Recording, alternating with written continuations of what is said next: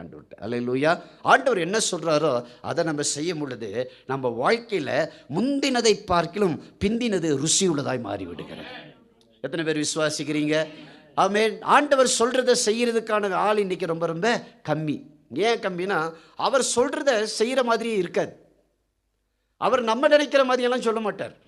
நீங்கள் உங்களுக்கு தோன்ற மாதிரியெல்லாம் அவர் காரியத்தை செய்யவே மாட்டார். அதனால தான் இயேசுவினிடத்தில் வரும் பொழுது எப்படி வரணும்னா, அவர் சொல்கிறத செய்யக்கூடிய விசுவாசத்தோடு வரணும். இல்லைன்னா நம்மளால் என்ன செய்ய முடியாது. லாஜிக் அறிவோடு புத்தியோடு வந்தோம்னா இயேசுவிட்ட நம்மளால் ஒன்றுமே பெற்றுக்கொள்ள முடியாது. நிறைய பேர் இயேசுவினிடத்தில் அறிவை ஞானத்தை எதிர்பார்த்தார்கள். ஆனால் சிலர் தான் வந்து இயேசுவினிடத்தில் விசுவாசத்தோடு வந்து அற்புதத்தை பெற்றுக்கொண்டார்கள். ஹல்லேலூயா. ஆமென். எத்தனை பேர் விசுவாசிக்கிறீங்க?